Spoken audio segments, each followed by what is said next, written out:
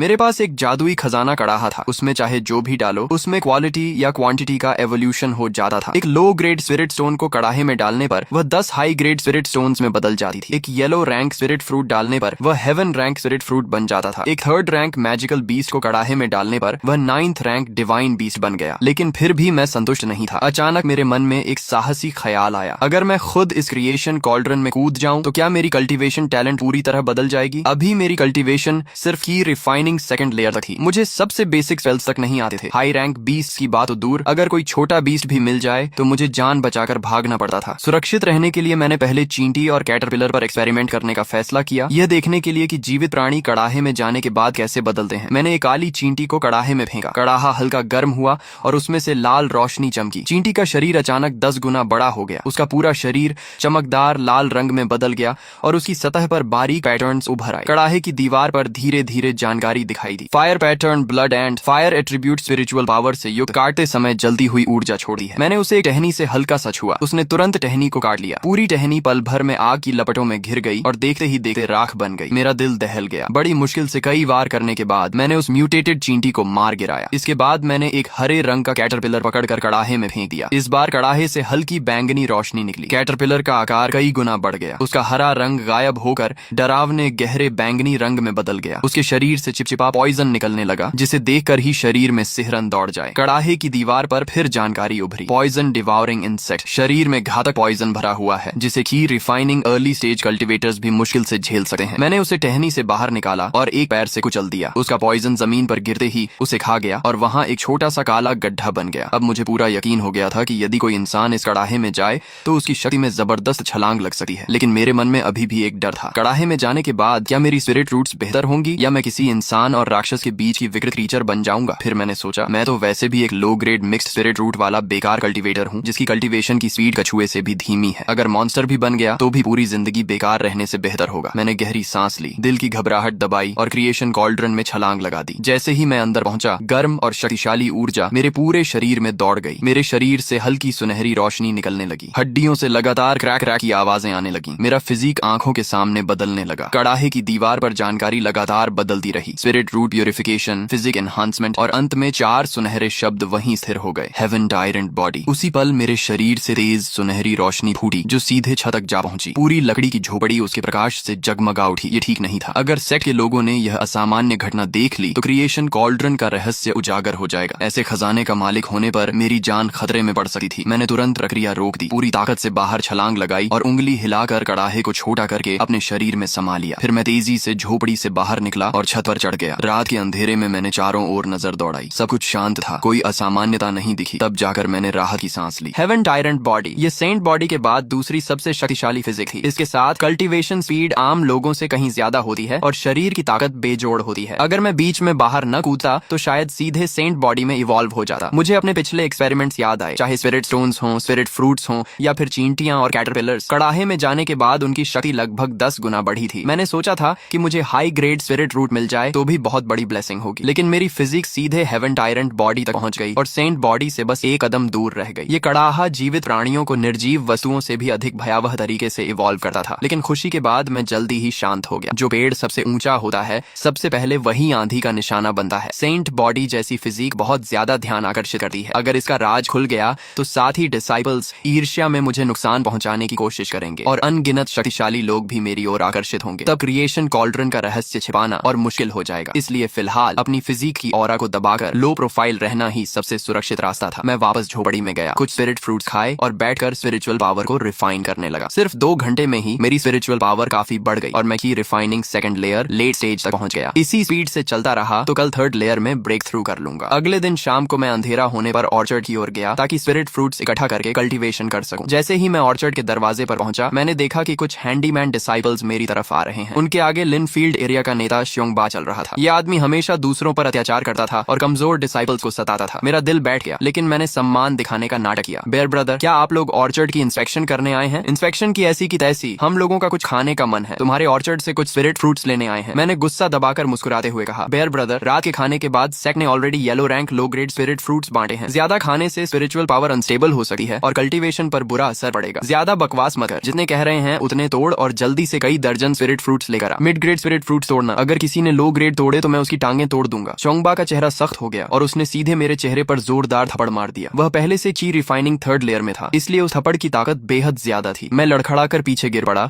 और मेरे मुंह के कोने से तुरंत खून निकलने लगा। मेरे दिल में आग की तरह गुस्सा भड़क उठा। मेरा मन कर रहा था कि अभी उसी पर टूट पड़ूं, लेकिन मुझे साफ पता था कि चोंगबा ची रिफाइनिंग थर्ड लेयर में था और उसके आसपास के साथी भी की रिफाइनिंग सेकंड लेयर के कल्टीवेटर थे। मैं सिर्फ सेकंड लेयर लेट स्टेज में था। मेरे जीतने की कोई संभावना नहीं थी, इसलिए मैंने अपमान सहते हुए होंठों से खून पोंछा और धीमी आवाज में कहा, बेयर ब्रदर, मेरी गलती माफ कर दीजिए, मैं अभी स्पिरिट फ्रूट तोड़ कर लाता हूँ। चोंगबा ने ठंडी हंसी हंसते हुए मेरी पीठ पर जोरदार लात मारी और बोला, जल्दी कर, समय मत बर्बाद कर, अगर हमारी दावत में देरी हुई तो तेरे लिए अच्छा नहीं होगा। मैं पीठ के दर्द को सहते हुए धीरे धीरे उठा। मेरे दिल में नफरत का तूफान उमड़ रहा था। कल्टीवेशन वर्ल्ड सच में वीक प्रे स्ट्रॉन्ग रूल वाला संसार था। सेक्ट के अंदर भी अगर ताकत नहीं हो तो लोग तुम्हें रौंद देते हैं। मैं सोच भी नहीं सकता था कि सेक्ट के बाहर की दुनिया कितनी खूनी और क्रूर होगी। आज का यह अपमान मैं याद रखूंगा। एक दिन इसका बदला 10 गुना नहीं 100 गुना लौटाऊंगा। मैं तेजी से ऑर्चर्ड में गया और 40-50 मिड ग्रेड स्पिरिट फ्रूट तोड़कर एक थैले में भर लाया। चोंगबा ने थैला लिया, उसे हाथ में उछाल कर तौला और संतुष्ट होकर मुस्कुराया, समझदार हो तुम, चलो भाइयों, कुछ दिनों बाद फिर आएंगे। मैं वहीं खड़ा रहा और उन्हें रात के अंधेरे में गायब होते देखता रहा। मेरी आंखों में ठंडी किलिंग इंडेंट चमक रही थी। झोपड़ी में लौटने के बाद मैंने समय बर्बाद नहीं किया, तुरंत बैठकर कल्टीवेशन शुरू कर दी और पूरी ताकत से स्पिरिचुअल पावर रिफाइन करने लगा। 1 घंटे बाद मेरे शरीर में स्पिरिचुअल पावर का विस्फोट हुआ और मैं सफलतापूर्वक ची रिफाइनिंग थर्ड लेयर में पहुंच गया। इसी स्पीड से चलता रहा तो 2 महीने के अंदर ची रिफाइनिंग बी तक पहुंच सकता हूँ। चोंगबा, इंतजार कर, जब मैं ची रिफाइनिंग 5th लेयर में पहुंचूंगा तो अपने हाथों से तुझे सबक सिखाऊंगा और आज के अपमान का हिसाब बराबर करूंगा। लेकिन उससे पहले मुझे एक और जरूरी काम करना था। अब मैं ची रिफाइनिंग थर्ड लेयर में पहुंच चुका था। सेक्ट के नियमों के अनुसार अब मैं जनरल अफेयर्स स्टूवर्ड से फर्स्ट ग्रेड स्पेल प्राप्त कर सकता था। स्पेल्स के बिना कल्टीवेशन बढ़ जाने पर भी पूरी ताकत नहीं दिखाई जा सकती थी। मुझे यह भी पता था कि सेक्ट हर महीने की 15 तारीख को आउटर डिसाइबल प्रमोशन एग्जाम आयोजित करता है। 3 शर्तों में से कोई एक पूरी करने पर प्रमोशन मिल जाता है। पहली, यदि किसी के पास हाई ग्रेड स्पिरिट रूट हो तो बिना कल्टीवेशन के भी वह आउटर डिसाइबल बन सकता है। दूसरी, कल्टीवेशन की रिफाइनिंग थर्ड लेयर या उससे ऊपर हो और उम्र 25 साल से कम हो। तीसरी, एल्केमी, आर्टिफैक्ट रिफाइनिंग, फॉर्मेशन या बीज टाइमिंग जैसे क्षेत्रों में विशेष टैलेंट हो। अब मैं दूसरी शर्त पूरी कर चुका था। अगले महीने की 15 तारीख को मैं जरूर परीक्षा दूंगा। अगली सुबह मैं हमेशा की तरह ऑर्चर्ड में घास साफ कर रहा था और खाद डाल रहा था, लेकिन दिमाग में सिर्फ एक ही बात चल रही थी कि चोंगबा से बदला कैसे लिया जाए। उसके साथ हमेशा कुछ साथी रहते थे और उसकी कल्टीवेशन भी मुझसे ज्यादा थी। अगर मैं खुलेआम हमला करता तो बदला लेने के बजाय सेक्ट मुझे फेलो डिसाइपल्स पर हमला करने के अपराध में सजा दे देता। मुझे ऐसा तरीका चाहिए था जिससे चोंगबा चुपचाप खत्म हो जाए और किसी को शक भी ना हो। तभी मेरी नजर एक कैटरपिलर पर पड़ी जो पेड़ के नीचे रेंग रहा था। मुझे तुरंत अपने पिछले एक्सपेरिमेंट याद आ गए। उसी क्षण मेरे दिमाग में एक योजना कौन थी। अगर मैं क्रिएशन कॉल्ड्रन का इस्तेमाल करूं तो सेक्ट चाहे जितनी जांच करे यही सोचेगा कि उसे किसी जंगली पॉइजनस इंसेक्ट ने मारा है। किसी को भी मुझ पर शक नहीं होगा। लेकिन एक समस्या थी, मैं म्यूटेटेड पॉइजनस इंसेक्ट को अपने आदेश कैसे मानने पर मजबूर करूंगा। सेक्ट के एल्डर्स के पास अपने स्पिरिट बीस्ट्स होते थे। उन्हें वश में करने के कई तरीके थे। मेंटल कॉन्ट्रैक्ट, घायल करके सबमिशन करवाना, विशेष ट्रेजर्स या सीक्रेट टेक्निक्स का उपयोग करना। इसके अलावा एक और सीधा तरीका था, ब्लड रिकॉग्निशन। जैसे ट्रेजर्स पर ब्लड रिकॉग्निशन किया जाता है वैसे ही अपने खून के जरिए मैजिकल बीस्ट से कनेक्शन बनाया जाता है। अगर मैं पहले किसी जीव पर अपना खून डालूं और फिर उसे क्रिएशन कॉल्ड्रन में रिफाइन करूं तो क्या वह सीधे मुझे अपना मास्टर मान लेगा। मैंने तय किया कि रात में वापस जाकर इस थ्योरी को टेस्ट करूंगा। पहले एक कैटरपिलर पर एक्सपेरिमेंट करूंगा। मैं यही सोच रहा था कि दूर से कदमों की आवाज आई। मैंने देखा कि स्टीवर्ट जाओ तियन कुछ हैंडीमैन डिसाइपल्स के साथ ऑर्चर्ड की ओर आ रहा था। वे स्पिरिट फ्रूट तोड़ने आए थे। ये श्वन, इधर आकर स्पिरिट फ्रूट तोड़ने में मदद करो, जाओ तियन ने आवाज लगाई। मैंने तुरंत काम छोड़ा और तेजी से वहां पहुंच गया। जाओ तियन ने ऑर्चर्ड के स्पिरिट फ्रूट ट्रीज पर नजर डाली और उसकी भौहें सिकुड़ गईं। तुमने कल मिड ग्रेड स्पिरिट फ्रूट्स चुराकर तो नहीं खाए? मेरा दिल धक से रह गया, लेकिन मैंने तुरंत जवाब दिया, स्टीवर्ट जाओ, आप मुझ पर गलत इल्जाम लगा रहे हैं। मिड ग्रेड स्पिरिट फ्रूट्स तो आउटर डिसाइपल्स के लिए होते हैं। चाहे मेरे पास कितना भी साहस क्यों न हो, मैं उन्हें चुराने की हिम्मत नहीं कर सका। मैं चोंगबा के बारे में सब बताना चाहता था, लेकिन फिर मैंने अपना इरादा बदल दिया। चोंगबा जरूर अक्सर जाओ थियन को रिश्वत देता होगा। अगर मैंने शिकायत की भी तो जाओ थियन कुछ नहीं करेगा। उल्टा वह सारी बात चोंगबा को बता देगा और चोंगबा मुझसे और ज्यादा नफरत करने लगेगा। वैसे भी मैं उसे गुप्त रूप से खत्म करने की योजना बना रहा था। ऐसे समय पर खुला टकराव करना ठीक नहीं था। अगर बाद में चोंगबा मर गया तो सबसे पहला शक मुझ पर ही आएगा। जाओ थियन ने फिर पूछा, अगर तुमने नहीं खाया तो स्पिरिट फ्रूट्स इतने कम कैसे हो गए? मैंने शांत स्वर में कहा, स्टीवर्ट जाओ, मैंने सच में नहीं खाया। आप खुद सोचिए, अगर आपको कमी साफ दिखाई दे रही है तो कम से कम 50 से ज्यादा फ्रूट्स गायब होंगे। मैं सिर्फ की रिफाइनिंग थर्ड लेयर का कल्टीवेटर हूँ। चाहे कितना भी खाऊं, एक रात में इतने स्पिरिट फ्रूट्स नहीं खा सकता। जाओ तियन ने फिर पूछा, क्या कल रात तुम्हें कोई आवाज सुनाई दी थी? क्या किसी ने स्पिरिट फ्रूट्स चुराए हैं? मैंने मासूम बनने का नाटक करते हुए कहा, सोने से पहले मैंने ऑर्चर्ड की जांच की थी, सब कुछ सामान्य था। उसके बाद मैं सो गया, फिर क्या हुआ मुझे नहीं पता। जाओ तियन काफी देर तक पूछताछ करता रहा, लेकिन उसे कोई जवाब नहीं मिला। आखिर उसने कहा, ठीक है, अब मैं समझ गया, आगे से रात में ज्यादा सतर्क रहना। अगर कोई कोई हलचल सुनाई दे तो तुरंत बाहर निकलकर जांच करना। अगर दोबारा स्पिरिट फ्रूट्स गायब हुए तो तुमसे जवाब मांगा जाएगा। मैंने तुरंत सिर झुकाया। जी स्टीवर्ड जाओ, आपकी सलाह के लिए धन्यवाद। जाओ तियान और बाकी डिसाइपल्स स्पिरिट फ्रूट्स लेकर चले गए। उनके जाते ही मैंने ऑर्चर्ड से एक कैटरपिलर पकड़ा और कुछ मधुमक्खियां भी कपड़े में लपेटकर चुपचाप झोपड़ी में ले आया। मैंने क्रिएशन कॉल्ड्रन को छोटा करके मेज पर रखा, फिर अपनी उंगली पर हल्का सा घाव किया और कुछ बूंदें खून की कैटरपिलर पर टपका दी। इसके बाद मैंने उसे कॉल्ड्रन में फेंक दिया। कॉल्ड्रन से हल्की लाल रोशनी निकली। एक चमक के साथ कैटरपिलर का शरीर कई गुना बड़ा हो गया। उसका पूरा शरीर आग की तरह लाल हो गया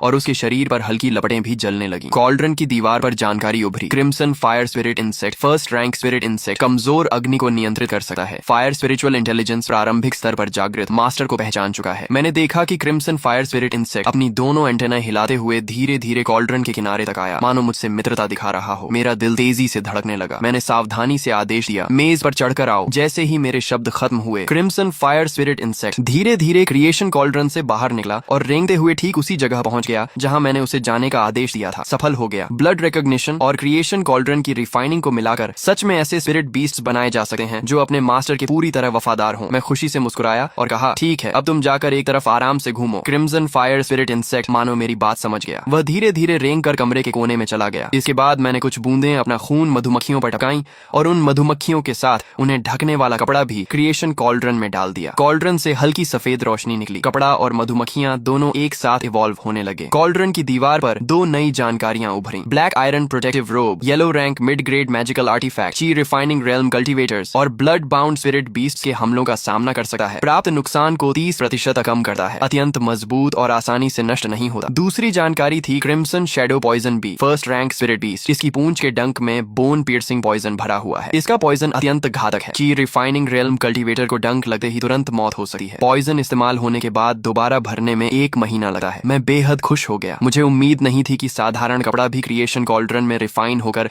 मैजिकल आर्टिफैक्ट बन सकता है। हालांकि ब्लैक आयरन प्रोटेक्टिव रोब का रंग पहले से काफी गहरा होकर काला हो गया था। यह ज्यादा ध्यान आकर्षित नहीं करता था, लेकिन फिर भी किसी को शक हो सकता था, इसलिए मुझे भविष्य में इसे सावधानी से पहनना होगा। तभी एक गहरे लाल रंग की पॉइजन बी कपड़े के अंदर से बाहर निकली। उसके पंखों से लगातार भनभनाहट की आवाज आ रही थी। वह मेरे सामने हवा में स्थिर होकर बड़ी शांति से मुझे देखने लगी। मैं अनजाने में एक कदम पीछे हट गया और पूरा शरीर सतर्क हो गया। मुझे डर था कि कहीं वह मुझ पर हमला न कर दे। मैंने धीरे से हाथ बढ़ाया और आदेश दिया, जाकर बिस्तर के पास बैठो। मेरे शब्द खत्म होते ही क्रिम्सन शैडो पॉइजन बी भनभनाती हुई बिजली जैसी गति से उड़कर बिस्तर के पास पहुंच गई। उसकी स्पीड इतनी तेज थी कि मैं खुद भी हैरान रह गया। मेरे मन में तुरंत एक विचार आया, इतनी स्पीड के साथ की रिफाइनिंग 5th लेयर का कल्टीवेटर भी इसके हमले से बच नहीं पाएगा। अगर इसका इस्तेमाल चोंग बा को खत्म करने के लिए किया जाए तो सफलता लगभग निश्चित होगी। मैंने फिर आदेश दिया, वापस आओ। क्रिम्सन शैडो पॉइजन बी तुरंत उड़कर मेरे पास लौट आई। इसके बाद मैंने 3 और मधुमक्खियां पकड़ी और उसी तरीके से उन्हें भी क्रिम्सन शैडो पॉइजन बीज में बदल दिया ताकि जरूरत पड़ने पर अतिरिक्त सहायता मिल सके। अब मेरे पास कुल 4 पॉइजन बीज थी। इन चारों के साथ अगर मेरा सामना की रिफाइनिंग 5th लेयर के कल्टीवेटर से भी हो जाए तो मेरे पास लड़ने की क्षमता होगी। उसी दिन रात के खाने के बाद मैं हमेशा की तरह ऑर्चर्ड में स्पिरिट फ्रूट्स लेने जाने वाला था कि तभी मैंने देखा श्योंग बा अपने कुछ साथियों के साथ फिर ऑर्चर्ड के दरवाजे पर आ पहुंचा। ये आदमी सच में दोबारा आ गया। मेरे दिल में ठंडी हंसी गूंज उठी, लेकिन चेहरे पर मैंने सम्मान का भाव बनाए रखा। बेयर ब्रदर, आप आ गए। मैं अभी आपके लिए स्पिरिट फ्रूट्स तोड़कर लाता हूँ। चोंगबा घमंड से मुस्कुराया, अच्छा है, अब तुम समझदार हो गए हो। उसके आसपास खड़े साथी भी हंसने लगे। बेयर ब्रदर, इस लड़के को पिछली बार आपने जो पीटा था उसके बाद ये काफी सीधा हो गया है। ये ऐसा ही है, जब तक मार ना पड़े तब तक बात नहीं मानता। दूसरा आदमी बोला, बेयर ब्रदर, क्यों ना जाओ स्टीवर्ड से कहकर इसे स्पिरिट फील्ड एरिया में काम पर भेज दें और ऑर्चर्ड की रखवाली के लिए हमारे किसी आदमी को लगा दें। फिर हमें स्पिरिट फ्रूट्स खाने में और भी आसानी होगी। चोंगबा ने हंसते हुए कहा, तुम्हें कुछ समझ नहीं है। जाओ स्टीवर्ड को आदमी बदलने के लिए कम से कम 5 लो ग्रेड स्पिरिट स्टोन्स रिश्वत में देनी पड़ेंगी। उसके बाद हर महीने 2 और स्पिरिट स्टोन्स देने होंगे। अभी तो बिना एक भी स्पिरिट स्टोन खर्च किए हम मिड ग्रेड स्पिरिट फ्रूट्स खा रहे हैं। इससे अच्छा सौदा और क्या होगा। उसके साथ ही तुरंत चापलूसी करने लगे। बेयर ब्रदर्स सच में बहुत बुद्धिमान है। सबके चेहरों पर खुशामद भरी मुस्कान थी। मैंने कुछ नहीं कहा, चुपचाप ऑर्चर्ड में गया, कई दर्जन मिड ग्रेड स्पिरिट फ्रूट्स तोड़े और उन्हें एक थैले में भरकर श्योंगबा को दे दिया। बेयर ब्रदर, ये लीजिए। श्योंगबा ने थैला लिया, संतुष्ट होकर सिर हिलाया और बोला, बहुत बढ़िया, चलो भाइयों, रास्ते में खाते हुए चलते हैं। इतना कहकर वह और उसके साथी हंसते बोलते ऑर्चर्ड से निकल गए। जैसे ही वे कुछ दूर पहुंचे, मैंने तुरंत मन ही मन आदेश दिया कि चारों क्रिम्सन शैडो पॉइजन बीज चुपचाप उनका पीछा करें और बिना किसी को पता चले श्योंगबा और उसके साथियों का अंत कर दें। चारों क्रिम्सन शैडो पॉइजन बीज अपने अपने लक्ष्य की ओर बढ़ीं और बिना कोई आवाज किए श्योंगबा और उसके साथियों तक पहुंच गईं। उनमें से एक पॉइजन बी सीधे श्योंगबा के कान के पीछे जा पहुंची और उसी क्षण उसने अपना डंक घोंप दिया। बोन पियर्सिंग पॉइजन पल भर में श्योंगबा के शरीर में फैल गया। श्योंगबा दर्द से चीख उठा और तुरंत कान के पीछे हाथ मारने लगा, लेकिन तब तक पॉइजन बी गायब हो चुकी थी। ऐसा लग रहा है जैसे किसी चीज ने मुझे डंक मारा है। श्योंगबा की चेतना तेजी से धुंधली होने लगी, उसकी जुबान लड़खड़ाने लगी और शब्द साफ निकलना बंद हो गए। बात पूरी भी नहीं हुई थी कि वह धड़ाम से जमीन पर गिर पड़ा और उसकी सांसें हमेशा के लिए रुक गईं। उसके तीनों साथी अभी समझ भी नहीं पाए थे कि क्या हुआ है कि बाकी 3 क्रिम्सन शैडो पॉइजन बीज ने भी उन्हें डंक मार दिया। कुछ ही पलों में वे भी एक एक करके जमीन पर गिर पड़े और उनकी भी मौत हो गई। अरे नहीं, बेयर ब्रदर और बाकी लोगों के साथ कुछ हो गया। अभी तो बेयर ब्रदर कह रहे थे कि किसी चीज ने उन्हें डंक मारा है। क्या ये पॉइजन बीज हैं? यहाँ जानलेवा पॉइजन बीज हैं, भागो। दूर से गुजर रहे कुछ हैंडीमैन डिसाइपल्स ने यह दृश्य देखा तो डर के मारे उनकी हालत खराब हो गई। वे चीखते हुए चारों दिशाओं में भाग गए। अगले ही दिन सुबह श्योंगबा और उसके साथियों की पॉइजन बीज के डंक से हुई मौत की खबर पूरे हैंडीमैन एरिया में फैल गई। चीफ स्टीवर्ड लिन खुद लोगों को लेकर जांच करने आया। जांच के बाद यह तय हुआ कि चारों की मौत म्यूटेटेड पॉइजन बीज के डंक से हुई थी। चीफ स्टीवर्ड लिन ने मामला सेक्ट एल्डर्स को सौंप दिया। एल्डर्स को घटना थोड़ी अजीब जरूर लगी, लेकिन चिंगयुन सेक्ट विशाल क्षेत्र में फैला हुआ था और उसके पीछे गहरे पहाड़ों और जंगलों की लंबी श्रृंखला थी। वहां म्यूटेटेड पॉइजनस इंसेक्ट्स और पॉइजन बीज का मिलना कोई अनोखी बात नहीं थी। ऊपर से सिर्फ 4 हैंडीमैन डिसाइपल्स की मौत हुई थी, जो पूरे चिंगयुन सेक्ट के हिसाब से बेहद छोटी घटना मानी गई। फिर भी इस घटना ने पूरे हैंडीमैन एरिया में हलचल मचा दी। हर कोई डरा हुआ था कि कहीं अगला शिकार वह खुद न बन जाए। एल्डर्स ने चर्चा के बाद 2 फैसले लिए। पहला, सेक्ट के सभी इनर और आउटर डिसाइपल्स को पूरे चिंगयुन सेक्ट क्षेत्र की तलाशी लेने का आदेश दिया गया, ताकि पॉइजनस इंसेक्ट्स, पॉइजन बीज, पॉइजनस स्नेक्स और अन्य खतरनाक जीवों का सफाया किया जा सके। दूसरा, सभी आउटर डिसाइपल्स और हैंडीमैन डिसाइपल्स को एंटीडोट पिल्स बांटी गई। ये एंटीडोट पिल्स लो रैंक पॉइजनस इंसेक्ट्स और पॉइजन बीज के पॉइजन को न्यूट्रलाइज कर सकती थी। दोनों फैसले बहुत जल्दी लागू कर दिए गए और सेक्ट के अंदर फैला डर धीरे धीरे कम होने लगा। मैंने भी इस मौके का फायदा उठाया और 2 और मधुमक्खियां पकड़कर उन्हें क्रिएशन कॉल्ड्रन में रिफाइन करके क्रिम्सन शैडो पॉइजन बीज बना लिया। जितनी ज्यादा सुरक्षा होगी उतना अच्छा रहेगा। महीने के आखिर में मैं हैंडीमैन हॉल गया और इस महीने की सैलरी प्राप्त की। 5 लो ग्रेड स्पिरिट स्टोन्स और 3 लो ग्रेड की गैदरिंग पिल्स। यही हर हैंडीमैन डिसाइपल की मासिक सैलरी थी। भले ही यह ज्यादा नहीं थी, लेकिन मेरी रोज की कल्टीवेशन के लिए काफी थी। रात का खाना खाने के बाद मैं अपने घर लौटा। जैसे ही दरवाजा खोला, मैंने देखा कि जाओ चेन दूर से मेरी ओर आ रहा है। ये बूढ़ा लोभी आदमी जरूर फिर स्पिरिट स्टोन्स वसूलने आया होगा। मैंने मन ही मन उसे कोसा, लेकिन चेहरे पर सम्मान बनाए रखा। स्टीवर्ड जाओ, आप आ गए। जाओ चेन ने ठंडी आवाज में हंकार भरी और अपना हाथ आगे बढ़ाते हुए घमंडी लहजे में बोला, ये श्वान, पिछली बार जो एक लो ग्रेड स्पिरिट स्टोन तुमने मुझसे उधार लिया था, अब उसे लौटाने का समय आ गया है। मेरे पास कोई विकल्प नहीं था। मैंने अपनी जेब से एक लो ग्रेड स्पिरिट स्टोन निकाला और उसे दे दिया। कुछ समय पहले कल्टीवेशन के लिए स्पिरिचुअल एनर्जी की कमी होने पर मैंने उससे एक स्पिरिट स्टोन उधार लिया था। मुझे उम्मीद नहीं थी कि वह उसे इतनी देर तक याद रखेगा और खुद उसे लेने आ जाएगा, लेकिन स्पिरिट स्टोन लेने के बाद भी जाओ चेन जाने को तैयार नहीं था। वह फिर बोला, ये श्वान, वैसे भी अगले महीने तुम्हें मुझे 2 लो ग्रेड स्पिरिट स्टोन्स देने हैं, क्यों ना अभी ही दे दो, ताकि मुझे अगली बार आने की परेशानी ना उठानी पड़े। मेरे दिल में गुस्सा उबल पड़ा। यह बूढ़ा सच में हद से ज्यादा लालची था। हैंडीमैन डिसाइपल्स को हर महीने स्टीवर्ड्स को 2 लो ग्रेड स्पिरिट स्टोन्स देने पड़ते थे। अगर कोई देने से मना करे तो उसे सबसे कठिन और खतरनाक स्पिरिट और माइन में भेज दिया जाता था। वहाँ का माहौल बेहद खराब था और अक्सर मैजिकल बीस्ट भी दिखाई देते थे। वहाँ जाना लगभग मौत को दावत देने जैसा था। मैंने गुस्सा दबाते हुए धीरे से कहा, स्टीवर्ड जाओ, अगले महीने के स्पिरिट स्टोन्स मैं समय पर आपको दे दूंगा, आप चिंता मत कीजिए। जाओ चेन का चेहरा तुरंत सख्त हो गया। उसने धमकी भरे स्वर में कहा, बेहतर होगा कि समझदारी दिखाओ। अगले महीने की 15 तारीख से पहले स्पिरिट स्टोन्स मुझे मिल जाने चाहिए। अगर नहीं मिले तो मैं तुम्हें सीधे स्पिरिट और माइन में भेज दूंगा, तब तुम्हें पता चलेगा कि असली तकलीफ क्या होती है। इतना कहकर वह स्पिरिट स्टोन हाथ में लिए घमंड से मुस्कुराता हुआ वहां से चला गया। जाओ चेन की दूर जाती हुई पीठ को देखते हुए मेरी आंखों में ठंडी किलिंग इंटेंट चमक उठी। मेरी आंखों में किलिंग इंटेंट और भी गहरी हो गई। ये जाओ चेन हमेशा से हैंडीमैन डिसाइपल्स पर अत्याचार करता था और लालच की उसकी कोई सीमा नहीं थी। अब वह मुझे भी लगातार धमका रहा था। अगर मैंने उसे नहीं हटाया तो भविष्य में वह जरूर मेरे लिए बड़ी परेशानी बन जाएगा। मैंने तुरंत अभी अभी तैयार की गई 2 क्रिम्सन शैडो पॉइजन बीज को बाहर निकाला और जाओ चेन के जाते हुए रास्ते की ओर इशारा करते हुए आदेश दिया, दूर से उसका पीछा करो, अपनी मौजूदगी का पता मचलने देना, सही मौका मिलते ही उसे खत्म कर देना और काम बिल्कुल साफ सुथरा होना चाहिए। दोनों क्रिम्सन शैडो पॉइजन बीज ने भनभनाते हुए अपने पंख फड़फड़ाए और बिना कोई आवाज किए जाओ चेन के पीछे उड़ गईं। ये सब करने के बाद मैं वापस कमरे में गया, बैठकर कल्टीवेशन करने लगा और ची गैदरिंग पिल खाकर पूरी ताकत से कल्टीवेशन शुरू कर दी। जाओ चेन का मामला अब कल की खबरों पर छोड़ दिया था। फिलहाल मेरे लिए सबसे जरूरी चीज अपनी कल्टीवेशन बढ़ाना और ची रिफाइनिंग 3rd लेयर की फाउंडेशन को मजबूत करना था। अगले महीने की 15 तारीख को होने वाली आउटर डिसाइपल एग्जाम में सफल होना मेरे लिए सबसे महत्वपूर्ण था। सिर्फ आउटर डिसाइपल बनने के बाद ही मैं हैंडीमैन डिसाइपल की पहचान से छुटकारा पा सकता था, ज्यादा कल्टीवेशन रिसोर्सेज पा सकता था, अपनी किस्मत खुद नियंत्रित कर सकता था और उन सभी लोगों से बदला ले सकता था जिन्होंने कभी मेरा अपमान किया था। 2 घंटे बाद मेरे शरीर के अंदर स्पिरिचुअल पावर का जोरदार विस्फोट हुआ और एक और बॉटलनेक टूट गया। मैं साफ महसूस कर सकता था कि मेरे मेरे शरीर की स्पिरिचुअल पावर पहले से कहीं ज्यादा मजबूत हो गई है। मेरी कल्टीवेशन आधिकारिक रूप से की रिफाइनिंग 4th लेयर में प्रवेश कर चुकी थी। की रिफाइनिंग 3rd लेयर से 4th लेयर तक पहुंचने में मुझे सिर्फ 8 दिन लगे थे। इन 8 दिनों में मैंने 20 से ज्यादा yellow rank low grade spirit fruits, एक yellow rank mid grade spirit fruit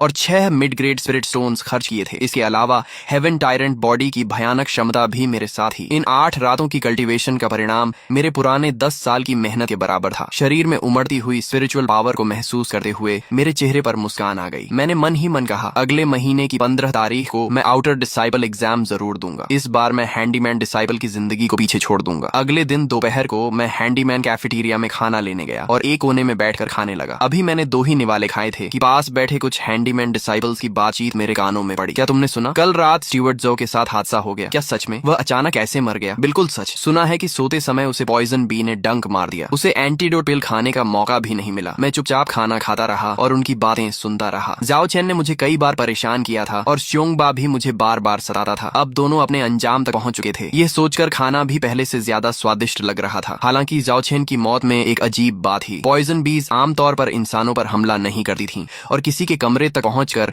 उसके सोते समय हमला करना तो और भी असामान्य था। ऐसा लग रहा था मानो कोई खास तौर पर उससे बदला लेने आया हो। लेकिन सेक्ट एल्डर्स ने काफी जांच की और कोई सबूत नहीं मिला। आखिरकार इस घटना को भी एक दुर्घटना मानकर बंद कर दिया गया। सिर्फ इतना आदेश दिया गया कि सभी हैंडीमैन डिसाइपल्स रात में दरवाजे और खिड़कियां अच्छी तरह बंद रखें और सावधान रहें। जाओ चेन की मौत के बाद चीफ स्टीवर्ड लीन ने एक नए स्टीवर्ड को नियुक्त किया। सौभाग्य से यह नया स्टीवर्ड शांत स्वभाव का था और उसने मुझे किसी तरह की परेशानी नहीं दी। कुछ दिन बाद जब मेरी कल्टीवेशन पूरी तरह स्थिर हो गई तो मैं चीफ स्टीवर्ड लिन से लो लेवल स्पेल सीखने के लिए हैंडीमैन मेन हॉल पहुंचा। चीफ स्टीवर्ड लिन हाथ पीछे बांधे खड़ा था। मुझे इतनी कम उम्र में वहां देकर उसके चेहरे पर आश्चर्य दिखाई दिया। उसने पूछा, तुम्हारी उम्र में कल्टीवेशन ची रिफाइनिंग 2nd लेयर तक पहुंच गई है क्या? साधारण हैंडीमैन डिसाइपल्स की टैलेंट बहुत साधारण होती है। उन्हें ची रिफाइनिंग 0 लेयर से 2nd लेयर तक पहुंचने में कम से कम 8-10 साल लग जाते हैं। मैंने सम्मान पूर्वक उत्तर दिया, डिसाइपल पहले ही ची रिफाइनिंग 2nd लेयर तक पहुंच चुका है। चीफ स्टीवर्ड लीन की आंखों में हैरानी और बढ़ गई। उसने मेरी कलाई पकड़ी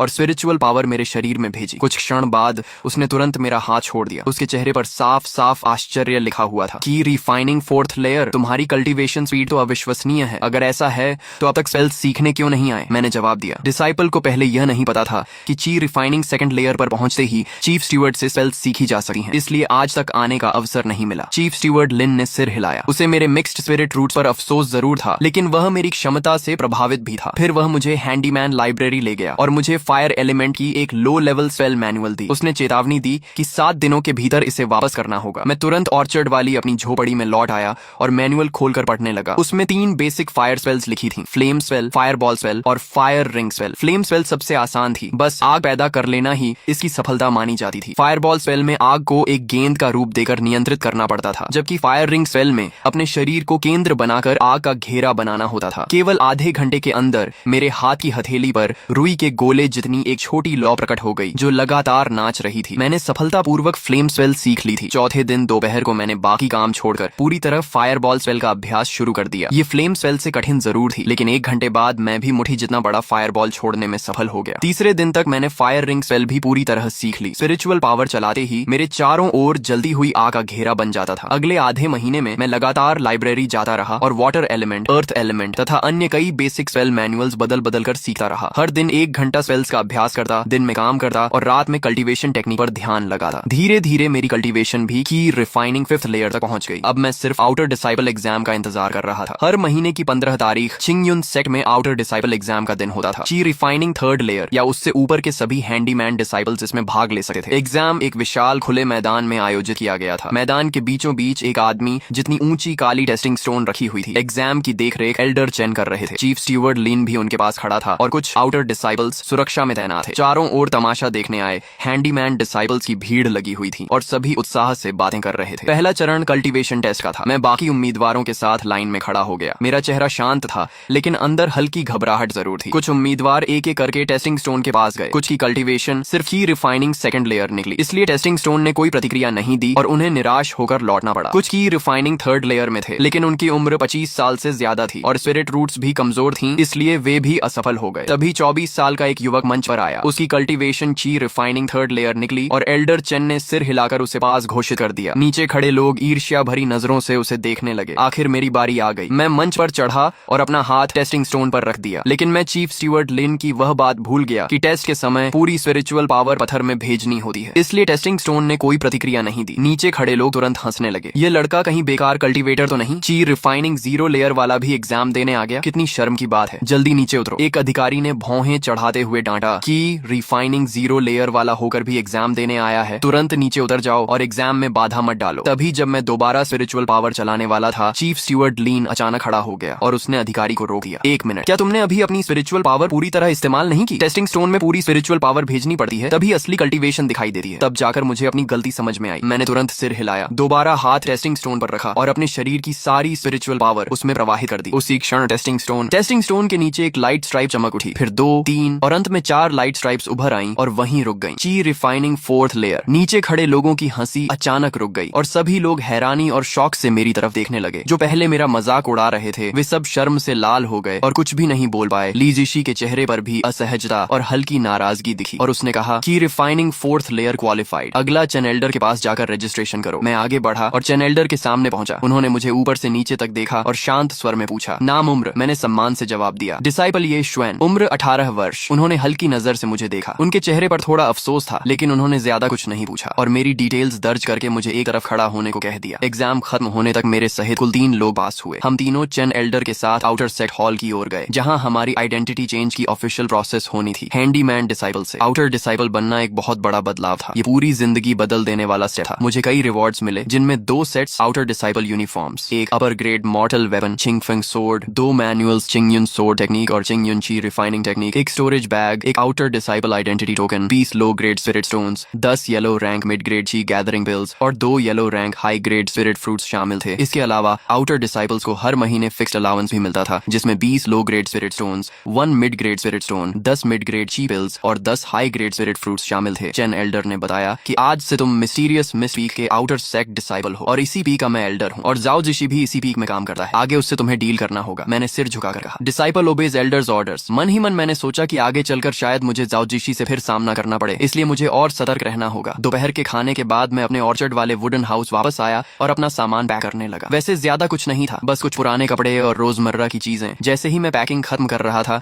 बाहर से फुटस्टेप्स की आवाज आई और मैंने देखा कि ऑर्चर्ड का पुराना हैंडीमैन जांग बो था। जांग बो कई सालों से ऑर्चर्ड में काम कर रहा था और बहुत काइंड हार्टेड था। जब मैं नया था और शोंगबा के लोग मुझे परेशान करते थे, तब उसने कई बार सीक्रेटली मेरी मदद की थी। उसके हाथ में एक क्लॉथ बैग था और चेहरे पर मुस्कान थी और उसने कहा, शाओशुएन, सुना है तुम आउटर डिसाइपल बन गए हो। उसने अपने हाथ में रखी 2 लो ग्रेड स्पिरिट स्टोन्स मुझे देते हुए कहा, ये मैंने बचा कर रखे थे, रख लो, आउटर सेक्ट में काम आएंगे। मैंने दिल से मना करते हुए कहा, आपका दिल बहुत बड़ा है, लेकिन मैं ये नहीं ले सकता, आपने खुद मेहनत से ये जमा किए हैं। उसने मुस्कुराकर कहा, तुमने बहुत आगे बढ़ना है, बस आगे जाकर हमें मत भूल जाना। मैंने सिर झुकाकर कहा, जांगबो, मैं जरूर वापस आऊंगा आपको मिलने। जांगबो से विदा लेकर मैं सीधे प्याओ मियाओ पीक की ओर चला गया। वहां मुझे मेरा नया रेजिडेंस मिला, एक लगभग 100 स्क्वायर मीटर का स्टोन हाउस, जिसमें bedroom, meditation room, storage room और हॉल सब कुछ था और उसमें रहने की सुविधा मेरे पहले वाले वुडन हट से सैकड़ों गुना बेहतर थी। मैंने अपना सामान रखा और फिर चिंगयुन ची रिफाइनिंग टेक्निक और चिंगयुन सोर टेक्निक निकालकर मेडिटेशन रूम में बैठकर पढ़ना शुरू किया। हेवन टायरेंट बॉडी की कॉम्प्रिहेंशन के कारण 1 घंटे से भी कम समय में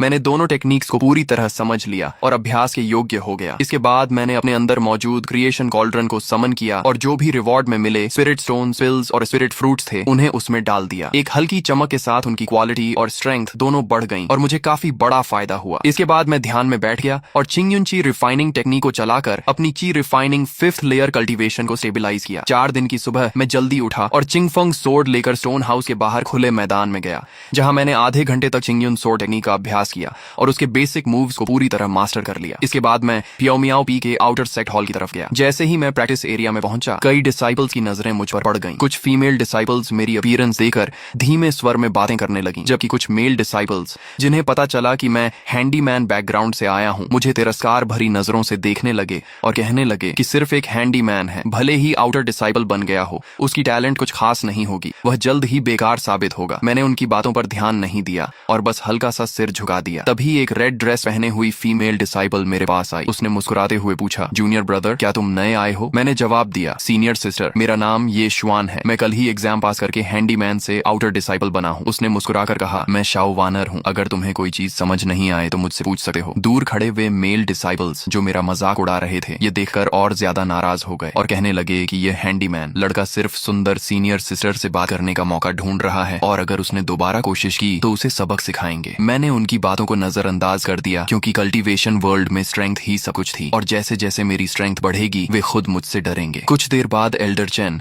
5 आउटर सेट इंस्ट्रक्टर्स के साथ बाहर आए और सभी डिसाइपल्स को लाइन में खड़ा कर दिया। उन्होंने कुछ बेसिक इंस्ट्रक्शंस दिए और फिर सभी को फ्री कल्टीवेशन के लिए छोड़ दिया। मैंने अपने क्रिएशन कॉल्ड्रन का इस्तेमाल करके पहले से कलेक्टेड स्पिरिट फ्रूट्स और हर्ब्स उसमें रिफाइन किए और उनकी क्वालिटी बढ़ाई। फिर अगले दिन उन्हें एक्सचेंज करने की योजना बनाई। अगले दिन सुबह जब मैं सोर्ड प्रैक्टिस के बाद बाहर निकलने वाला था, स्याओ वानर सीनियर सिस्टर फिर मेरे पास आई और पूछा कि मैं कहाँ जा रहा हूँ और क्या मैंने माउंटेन पेट्रोल किया है। मैंने सच बताया कि मैं एक्सटर्नल हॉल जा रहा हूँ और पेट्रोल पर नहीं गया था। वह क्यूरियस होकर पूछने लगी कि मैंने इतने स्पिरिट फ्रूट्स और हर्ब्स कैसे कलेक्ट किए, क्या कोई सीनियर डिसाइपल मुझे लेकर गया था। मैंने मुस्कुराकर कहा कि मैंने खुद ही थोड़ा फ्लाइंग सोर्ड टेक्निक सीख लिया है और मैं हवा में उड़ सकता हूँ। इतना कहकर मैंने चिंगफंग सोर्ड को समन किया। हल्के से कूदकर उस पर खड़ा हो गया। स्याओ वानर मुझे उड़ते हुए देखकर हैरान रह गई और उसकी आंखों में आश्चर्य भर गया। उसका चेहरा आश्चर्य से भर गया। ये शिडी, तुम सच में सोर्ड कंट्रोल करके उड़ सकते हो। आमतौर पर आउटर डिसाइपल्स को कम से कम ची रिफाइनिंग 6th लेयर तक जाना पड़ता है, तभी वे सही तरीके से फ्लाइंग सोर्ड कंट्रोल कर पाते हैं और तुम तो अभी ची रिफाइनिंग 5th लेयर में हो ना। मैंने हल्की मुस्कान के साथ ज्यादा कुछ एक्सप्लेन नहीं किया और स्याओ वानर को हाथ जोड़कर कहा, सीनियर सिस्टर मैं अब चलता हूँ। और फिर चिंगफंग सोर्ड पर सवार होकर सीधे आउटर सेट हॉल की तरफ उड़ गया। पीछे सिर्फ एक स्टंड स्याओ वानर रह गई। आउटर सेट हॉल पहुंचकर मैं मटेरियल एक्सचेंज काउंटर पर गया और जो भी रिफाइंड स्पिरिट फ्रूट्स और हर्ब्स थे उन्हें निकाल कर एक्सचेंज किया और मुझे 125 लो ग्रेड स्पिरिट स्टोन्स मिले। इसके बाद मैं ट्रेजर पवेलियन गया और स्पिरिट फ्रूट्स हर्ब्स इंसाइक्लोपीडिया और बीस्ट इलस्ट्रेशन कंपेंडियम उधार लिया। ये दोनों बुक्स मुझे स्पिरिट प्लांट्स और बीस्ट्स को पहचानने में मदद करेंगे और फ्यूचर एक्सप्लोरेशन के लिए बहुत यूजफुल थे। वापस पियाओ मियाओ पीक वाले रेजिडेंस में आकर मैंने दरवाजा बंद किया और फिर क्रिएशन कॉल्ड्रन को समन किया। 125 लो ग्रेड स्पिरिट स्टोन्स और पहले बचे हुए 22 लो ग्रेड स्पिरिट स्टोन्स को एक साथ उसमें डाल दिया। 2 राउंड्स ऑफ रिफाइनमेंट के बाद मुझे 18 हाई ग्रेड स्पिरिट स्टोन्स और 199 रिफाइंड यूनिट्स प्राप्त हुए, जो एक बहुत बड़ा प्रॉफिट था। अगले 4 दिनों तक मैं दोनों बोरोड बुक्स पढ़ता रहा और साथ साथ चिंगयुन ची रिफाइनिंग टेक्निक और चिंगयुन सोर्ड टेक्निक का अभ्यास करता रहा। हर दिन स्पिरिट स्टोन्स की एनर्जी अब्सॉर्ब करता रहा। हेवन टायरेंट बॉडी की कॉम्प्रिहेंशन की वजह से मैंने बहुत जल्दी सब कुछ याद कर लिया और मेरी कल्टीवेशन भी ची रिफाइनिंग 7th लेयर तक पहुंच गई। अपने अंदर बढ़ती हुई स्पिरिचुअल पावर को महसूस करते हुए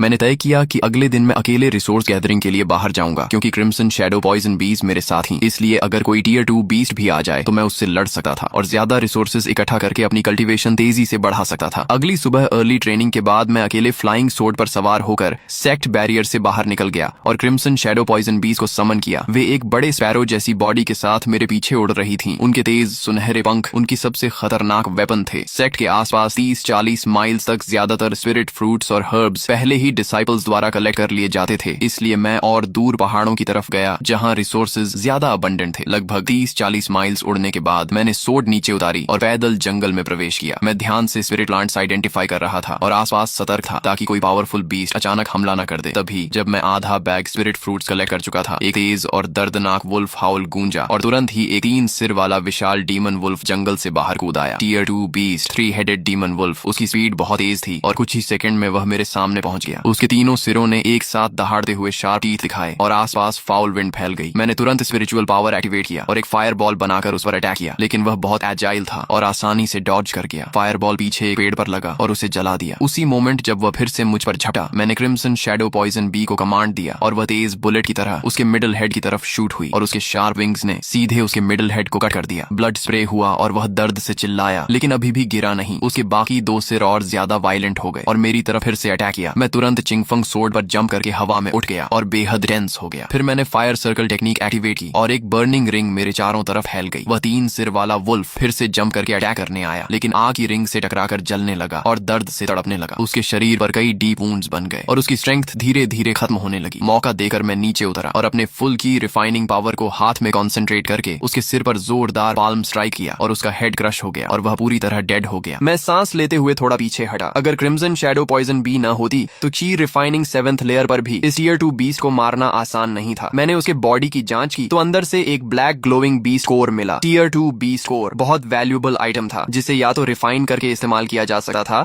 या कॉल्ड्रन में डालकर अपग्रेड किया जा सकता था। मैंने उसका फर और क्लॉज भी कलेक्ट किए और स्टोरेज बैग में रख दिए। फिर बिना रुके आगे फॉरेस्ट में स्पिरिट हर्ब्स कलेक्ट करता रहा। क्रिम्सन शैडो पॉइजन बीज मेरे चारों तरफ गार्ड करती रही और मैं स्टेडिली रिसोर्सेज इकट्ठा करता गया। धीरे धीरे बैग भर गया और शाम होते होते फॉरेस्ट और डेंजरस हो गया, इसलिए मैं वापस सेक्ट की ओर उड़ गया। फ्लाइट के दौरान मैं फाइट को याद करते हुए अपनी चीज स्टेबलाइज करता रहा और मुझे महसूस हुआ कि मेरी कंट्रोल और स्मूथ हो रही है और शायद मैं जल्द ही की रिफाइनिंग 8th लेयर में ब्रेक थ्रू कर सकता हूँ। प्याओ मियाओ पीक वापस पहुंचकर मैंने किसी को डिस्टर्ब किए बिना अपने रूम में एंट्री की और क्रिएशन कॉल्ड्रन समन करके आज के सभी रिसोर्सेज उसमें डाल दिए। पहले उस टीयर 2 बीस्ट कोर को डालते ही वह इंस्टेंटली रिफाइन हो गया और एक purer purple glowing beast core में बदल गया। अब ये tier 3 low grade beast core बन चुका था। ये देखकर मैं बहुत खुश हुआ क्योंकि इसकी वैल्यू कई गुना बढ़ चुकी थी और इसे या तो अब्सॉर्ब किया जा सकता था या हाई प्रॉफिट के लिए एक्सचेंज किया जा सकता था। इसके बाद मैंने आज के कलेक्टेड स्पिरिट फ्रूट्स और स्पिरिट हर्ब्स, 3-हेडेड डीमन वुल्फ के फर और क्लॉज और बचे हुए लो ग्रेड स्पिरिट स्टोन्स सबको एक एक करके क्रिएशन कॉल्ड्रन में डालकर रिफाइन किया। थोड़ी देर की प्रोसेसिंग के बाद स्पिरिट फ्रूट्स और हर्ब्स कई yellow rank high grade spirit fruits और स्पिरिट हर्ब्स में बदल गए, जबकि वुल्फ के फर और क्लॉज भी हाई क्वालिटी मटेरियल्स में रिफाइन हो गए और स्पिरिट स्टोन्स से 5 हाई ग्रेड स्पिरिट स्टोन्स और कई दर्जन मिड ग्रेड स्पिरिट स्टोन्स प्राप्त हुए। स्टोरेज बैग में इतने सारे रिसोर्सेज देकर मेरे होंठों पर हल्की मुस्कान आ गई क्योंकि इस क्रिएशन कॉल्ड्रन के साथ मुझे कल्टीवेशन रिसोर्सेज की कोई कमी नहीं हो सकती थी। मैंने एक yellow rank high grade spirit fruit और एक हाई ग्रेड स्पिरिट स्टोन निकाला और बिना देर किए थियन्युन रिफाइनिंग टेक्निक चलाकर उनके स्पिरिचुअल एनर्जी को अब्सॉर्ब करना शुरू कर दिया। स्पिरिट फ्रूट और स्पिरिट स्टोन की एनर्जी लगातार मेरे शरीर में प्रवेश करने लगी और मेरी मेरिडियंस को नरिश करने लगी। हेवन टायरेंट बॉडी पूरी ताकत से एक्टिवेट हो गया